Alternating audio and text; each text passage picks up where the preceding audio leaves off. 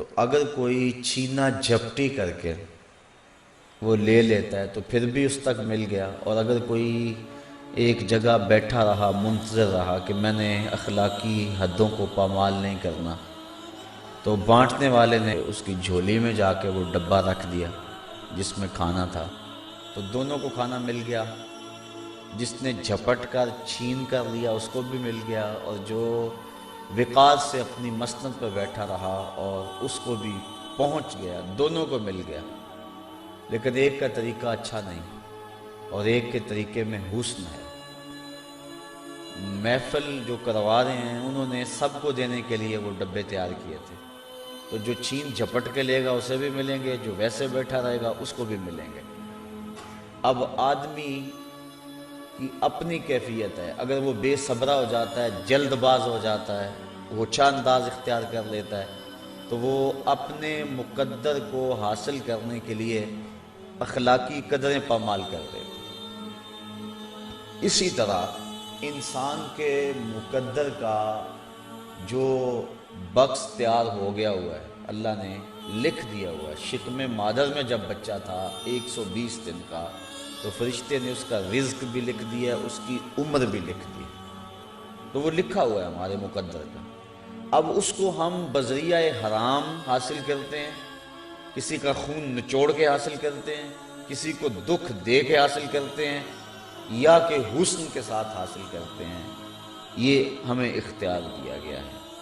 تو ہمیں ترغیب شریعت نے یہ دی، حکم یہ دیا کہ حلال اور طیب کھاؤ، یا ایھا الناس کلوا مما فی الارض حلالا طیبا، کہ حلال اور طیب رزق جو ہے وہ کھاؤ۔ اور حضور نبی رحمت صلی اللہ علیہ وسلم نے ارشاد فرمایا، طلب الحلال واجب علی کل مسلم، حلال رزق کا طلب کرنا ہر مسلمان کے اوپر واجب ہے۔ دیتا سب کو اللہ ہے، جانوروں کو بھی اللہ دیتا ہے، لیکن ان کے گھونسلوں میں نہیں ڈالتا۔ جانوروں کو بھی اپنے گھونسلوں سے نکل کر رزق کی تلاش میں نکلنا پڑتا ہے۔ ہمارا رزق بھی مقدر ہے، لیکن اوپر سے آسمان سے ہمارے گھروں میں نہیں پھینکا جاتا، ہمیں بھی تلاش کا حکم ہے۔ طلب رزق حلال یہ اسلام کی ترغیب ہے۔ تو ہم اپنے مقدر کو ڈھونڈنے کے لیے گھر سے نکلیں، لیکن مالک کی ناراضگی سے ہر صورت میں بچنے کی کوشش کریں۔ حضور نبی رحمت شفیع معظم صلی اللہ علیہ وآلہ وسلم نے ارشاد فرمایا، ان اللہ طیب لا یقبل الا طیبا، بے شک اللہ پاک ہے اور پاک کے علاوہ کسی اور کو پسند نہیں کرتا۔ اور پھر حضور نے تذکرہ کیا اس شخص کا جو لمبا اور طویل سفر کر کے آیا ہے اور آسمان کی طرف ہاتھ لمبے لمبے یمدو یدیہ، اپنے دونوں ہاتھوں کو پھیلا کے دعا مانگتا ہے، اور کیا کہتا ہے، میرے رب، اے میرے رب، اے میرے رب، وَمَطْعَمُهُ حَرَامٌ وَمَشْرَبُهُ حَرَامٌ وَمَلْبَسُهُ حَرَامٌ وَغُذِیَ بِالْحَرَامِ فَأَنَّىٰ يُسْتَجَابُ لِذَٰلِکَ، فرمایا اس نے جو کھایا وہ حرام ہے، جو اس نے پیا وہ حرام ہے، اور اس کو جو غذا دی گئی ہے وہ حرام سے، اس کا لباس جو ہے وہ حرام ہے۔ فرمایا حضور نے کہ اس کی دعا کیسے قبول ہوگی؟ تو اگر رزق حرام ہو تو دعائیں قبول نہیں ہوتی، یہ بات ذہن نشین رکھیں۔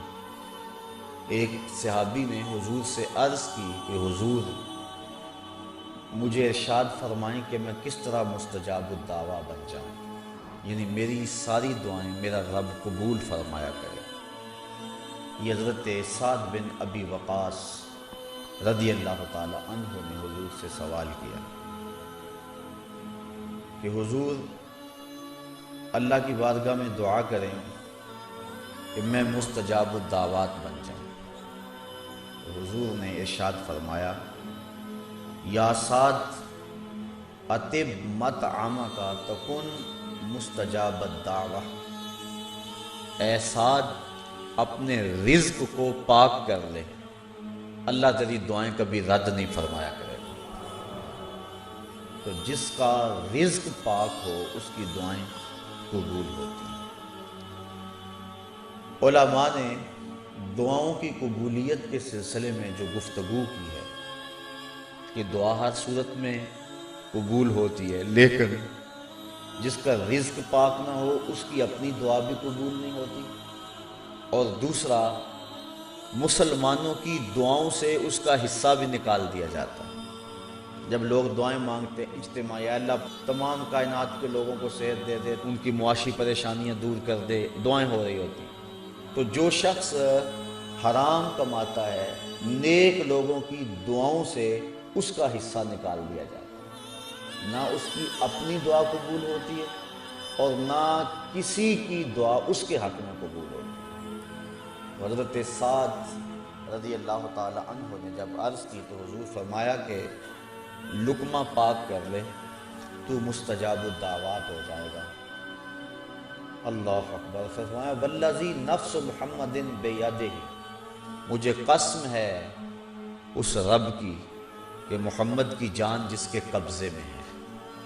حضور نے ارشاد فرمایا کہ جب کوئی شخص حرام کا لقمہ اپنے پیٹ میں ڈالتا ہے 40 دن تک اللہ اس کا کوئی عمل قبول نہیں فرماتا، اور فرمایا وہ گوشت جو حرام کی غذا سے پلا کل قیامت کے دن جہنم کی آگ میں ڈال دیا جائے گا۔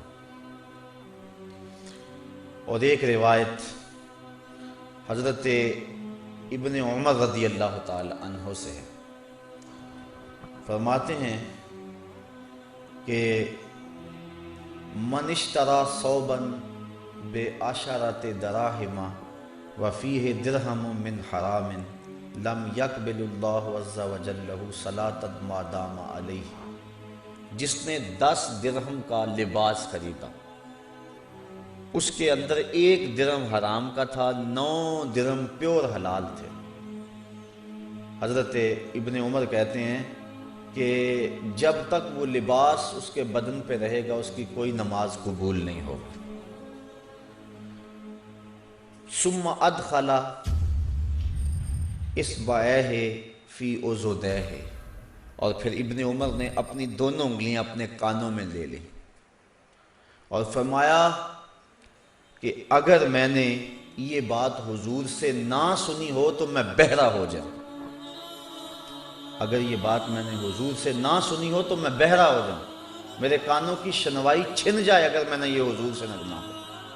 یہ حضور نے ارشاد فرمایا کہ جو شخص 10 دراہم کا کوئی کپڑا خریدتا ہے، 1 درہم بھی اس میں حرام کا ہے، تو اس کی نماز قبول نہیں ہوتی۔ قرب قیامت کے فتنوں کا تذکرہ کرتے ہوئے حضور نے ارشاد فرمایا کہ قرب قیامت میں معاملات ایسے ہو جائیں گے کہ لوگوں کو مال سے غرض ہوگی، اس سے غرض نہیں ہوگی کہ یہ حلال سے ہے یا یہ حرام سے۔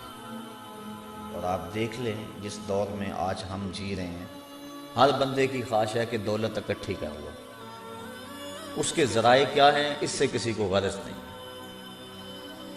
یہ قرب قیامت کا فتنہ ہے کہ لوگ حلال کا اہتمام نہیں کریں گے، جبکہ صدر اسلام میں اور بعد میں آنے والے ادوار میں لوگوں نے اپنے لقمے کی حلت کا خصوصیت کے ساتھ اہتمام کیا، بلکہ بعض اوقات شک کی وجہ سے حلال کو بھی چھوڑ دیتے تھے، تو معمولی سا شک پیدا ہو جاتا تو اس کو بھی چھوڑ دیتے۔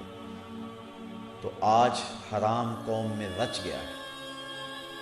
حضرت ابو درداء رضی اللہ تعالی عنہ نماز پڑھتے ہیں فجر کی اور بہت جلد چلے جاتے ہیں۔ ایک دن فرمایا ابو درداء کاہے کی جلدی ہوتی ہے، لوگ تو دیر تک بیٹھے رہتے ہیں، صحابہ اشراق بھی پڑھ کے جاتے تھے، لیکن